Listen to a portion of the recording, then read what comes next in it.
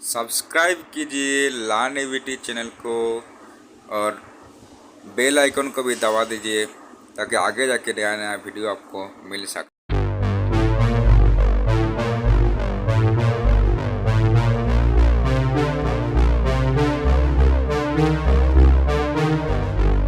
मैं कार्तिक राव और मेरा चैनल में आप सबका स्वागत है। दोस्तों आज हम बात करेंगे ट्रांसमिशन लाइन का एडवांटेज और डिसएडवांटेज के बारे में। तो पहला एडवांटेज क्या है? Voltage drop. ट्रांसमिशन लाइन में ज़्यादा वोल्टेज भेजने का सबसे पहला फ़ायदा वोल्टेज ड्रॉप से होता है। अब वोल्टेज ड्रॉप क्या होता है इसको हम आसान तरीके से समझ सकते हैं। हमने एक जगह से जितना वोल्टेज को भेजते हैं लेकिन दूसरा जगह जो है उतना वोल्टेज हमको पूरी नहीं मिलता है। मतलब बीच में क्या है, जो वोल्टेज हमारा कम हो जाता है तो उसी को हम वोल्टेज ड्रॉप कहते हैं। तो यानी कि शुरू में जहाँ पे एक पोल से दूसरा पोल चार्ज जितना वोल्टेज हम भेजते हैं तो उतना वोल्टेज हमको मिलता नहीं है, तो बीच में वोल्टेज कम हो जाता है, उसे हम वोल्टेज ड्रॉप कहते हैं। अब दूसरा एडवांटेज क्या है? Transmission wire cost reduce. Voltage ज़्यादा करने से हमारा ट्रांसमिशन लाइन को बनाने के लिए लागत भी कम हो जाते हैं। ऐसे इस वजह से होता है क्योंकि हम सभी को पता है कि अगर हम वोल्टेज को बढ़ाते हैं तो करंट कम हो जाता है, और इस वजह से ट्रांसमिशन लाइन को भी वोल्टेज को ज़्यादा करने से करंट को जो होता है करंट कम हो जाता है। और हम सभी को पता है कि जितना कम करंट हमारा वायर में गुजरते हैं उतना पतला वायर जो है हम लोग इस्तेमाल कर सकते हैं। तो इस तरह से पतला वायर इस्तेमाल करके जो इसका जो कॉस्ट है इसको कॉस्ट को हम कर सकते हैं। ये है इसका एक एडवांटेज। तीसरा एडवांटेज है रिड्यूस पावर लॉस। जब हम वोल्टेज को ज़्यादा करके भेजते हैं तो इसका मदद से हमारा इलेक्ट्रिकल में होने वाला काफ़ी सारे लॉसेस कम हो जाता है।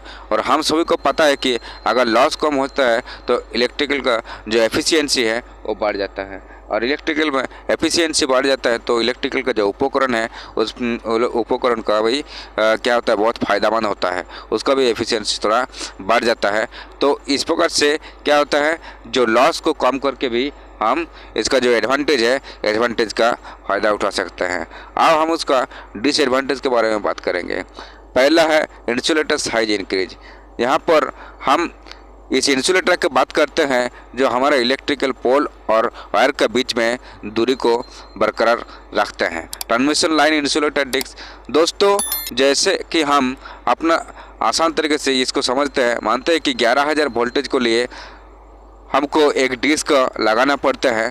तो क्या होता है, जो 11,000 वोल्ट है उसके लिए हम डिस्क लगाना पड़ता है, यानी कि जो इंसुलेटर है इंसुलेटर लगाना पड़ता है। इसका मतलब ये है कि जितना ज़्यादा वोल्टेज होगा उससे उतना ज़्यादा हमको डिस्क को लगाना पड़ता है। 11,000 वोल्ट उसके बाद 33,000 वोल्ट, ये सब के लिए जो जितना ज़्यादा वोल्टेज होगा उतना ज़्यादा हमको इंसुलेटर का जो साइज़ है इंसुलेटर उस साइज़ के हिसाब से वोल्टेज का साइज़ के हिसाब से लगाना पड़ती है। तो ये है इसका जो डिसएडवांटेज। उसके बाद है स्विच गियर कॉस्ट इंक्रीज। दोस्तों अगर हमने हमारा सिस्टम के वोल्टेज को ज़्यादा किया है तो सर्किट ब्रेकर भी उसके हिसाब से लगाना पड़ेगा, यानी कि ज़्यादा वोल्टेज अगर हम ले रहे हैं तो उसके हिसाब से ज़्यादा वोल्टेज का सर्किट ब्रेकर लगाना पड़ेगा। अगर ज़्यादा वोल्टेज का सर्किट ब्रेकर लगाएंगे तो उसका कॉस्ट भी ज़्यादा पड़ेगा।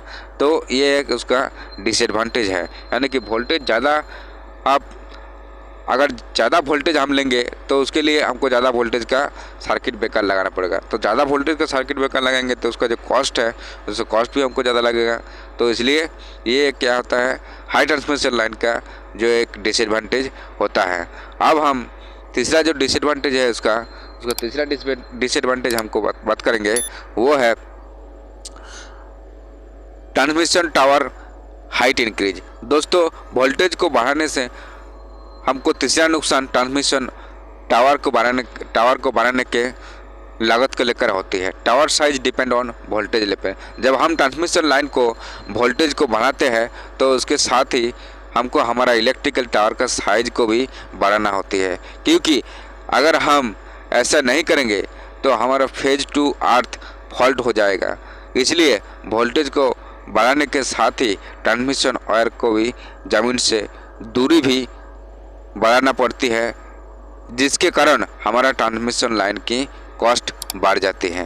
तो क्या होता है, जो टावर है टावर का साइज भी हमको बढ़ाना पड़ता है, इसलिए ये एक डिसएडवांटेज